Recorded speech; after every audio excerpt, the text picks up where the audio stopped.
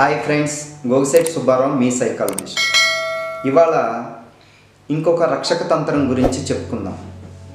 Defence మెకానిజంలోని ఇంకొక దాని గురించి చెప్పుకుందాం. అదేంటంటే డిస్ప్లేస్మెంట్. డిస్ప్లేస్మెంట్ అంటే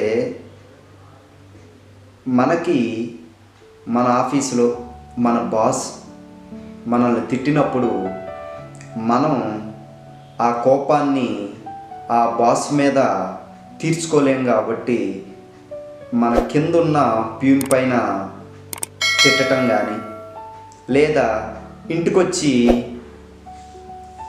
భార్య మీద కోపంతో ఉండటం కానీ, పిల్లల్ని గట్టిగా అరవటం కానీ, అంటే ఇక్కడ బాస్ మీద ఉన్న కోపాన్ని మనకి రిటర్న్ చెప్పని వాళ్ళ దగ్గర మనం సేఫ్ అనుకున్న వ్యక్తుల మీద మనం ఆ కోపాన్ని ప్రదర్శిస్తూ ఉంటాం అన్నమాట. ఇది కూడా ఒక రక్షక తంత్రమే. మనం జనరల్గా చేస్తూనే ఉంటాం ఇలాంటివన్నీ. అంటే ఒకళ్ళ మీద కోపాన్ని ఇంకొకళ్ళ మీద చూపించటం అన్నమాట.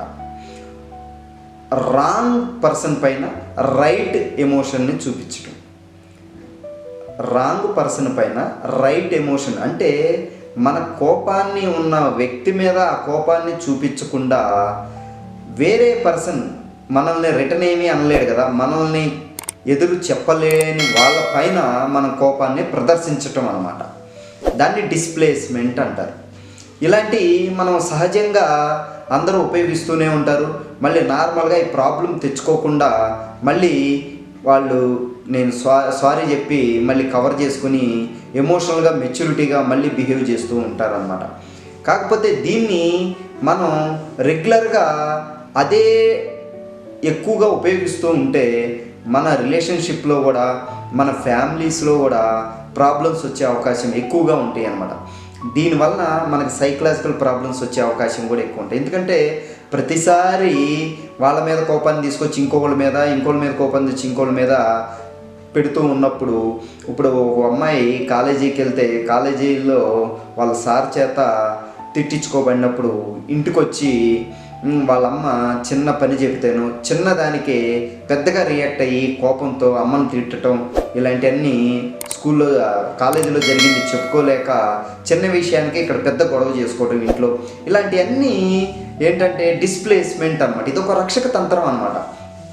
అయితే ఇది టెంపరీ అయితే ఓకే, ఎందుకంటే సర్లే అని చెప్పేసి మళ్ళీ ఓర్చుకుని అమ్మని తిట్టానని చెప్పేసి అమ్మ దగ్గరికి వెళ్ళి సారీ చెప్పటము, వైఫ్ దగ్గరికి వెళ్ళి సారీ చెప్పటము, పిల్లల దగ్గరికి వెళ్ళి సారీ చెప్పటము, నాకు ఆఫీసులో స్ట్రెస్ ఎక్కువయ్యి ఇక్కడ మీ దగ్గర అతని మీద కోపం మీ దగ్గర చూపించానని మళ్ళీ రిగ్రెట్ అయ్యి మళ్ళీ వాళ్ళని ఓదార్చుకుని మళ్ళీ ఎమోషనల్ మెచ్యూరిటీ పెంచుకుని వాళ్ళతో కనెక్ట్ చేసుకున్నప్పుడు ఫ్యామిలీ అంతా మళ్ళీ హెల్దీ అట్మాస్ఫియర్లోకి వెళ్ళిద్ది అన్నమాట.